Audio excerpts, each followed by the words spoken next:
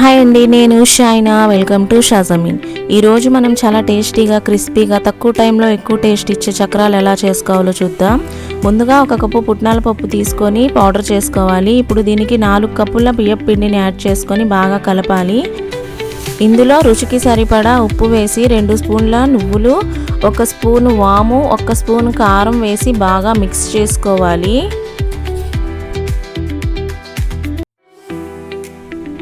తర్వాత 100 grams butter వేసి పిండిలో బాగా కలిసేలాగా చేత్తో బాగా కలుపుకోవాలి.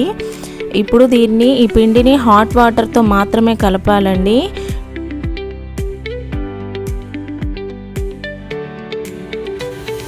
వేడిగా ఉంటే మొదట స్పూన్తో కలిపి తర్వాత చేత్తో ముద్ద చేసుకుంటే ఈజీగా అవుతుంది.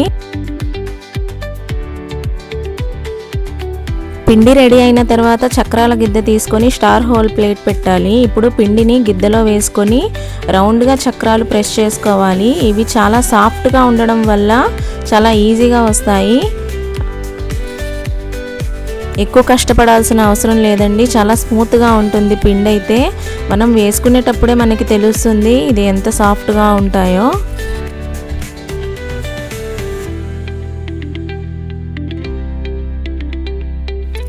ఇప్పుడు ఆయిల్ వేడి చేసి మీడియం ఫ్లేమ్ మీద చక్రాలను డీప్ ఫ్రై చేసుకోవాలి. హై ఫ్లేమ్ మీద వేస్తే బయట కాలిపోతాయి, లోపల పచ్చిగా ఉంటాయి. కాబట్టి మీడియం ఫ్లేమ్ మీద వేస్తేనే అవి క్రిస్పీగా టేస్టీగా వస్తాయి.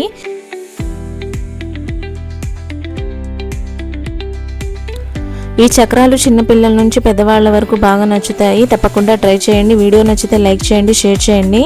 మా ఛానల్ని సబ్స్క్రైబ్ చేసుకోవడం మర్చిపోవద్దు. ఇంకో మంచి రెసిపీతో మళ్ళీ కలుద్దాం. Bye bye.